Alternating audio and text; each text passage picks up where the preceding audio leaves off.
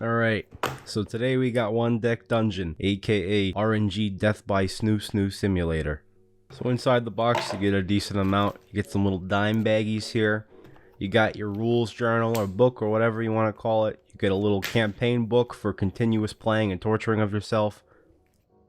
You've got a turn reference guide, breaks it all down for you. You've got a shit ton of cards.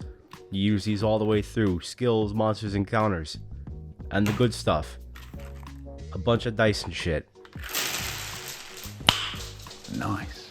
You get some character cards here. These are 5 cards of the leaders of House Snu-snu. You get a bunch double-sided, a rogue, a warrior, a mage, a paladin, and an archer. Flavor it up however you like. You get a bunch of different dungeons. Double-sided cards. One side shows you what each layer does, and then one side is the boss that you face at the end and you get fucked from.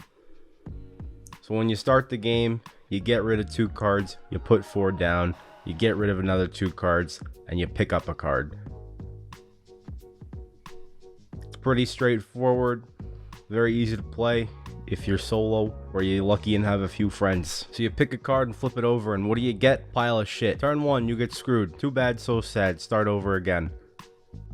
Inside here, all the bits and fun parts.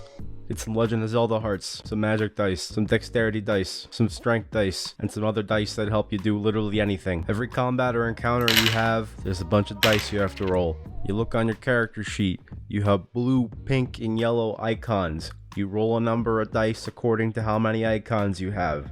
Whatever you roll, you take it, you set it aside. That's for each encounter, rinse and repeat. You put a dice down in the corresponding box. The small box, you have to put a dice down with a matching number or higher. Big box, you put a bunch of dice to fill up the number of the corresponding color. I don't know what more you need me to say. It's pretty straightforward. You got 5 or 6 dungeons you can go through. The difficulty scales based on how much hit points they have. I'm a Sigma male, so I started with the Minotaur, which is one of the hardest, and I fucking won. All in all, for a game that's $20, it's a pretty damn good value. It's hard to beat. I'd say it's definitely worth your time and your money because it only takes a couple hours to play through one game. Overall, I'd give it a solid 7 out of 10. Definitely worth buying.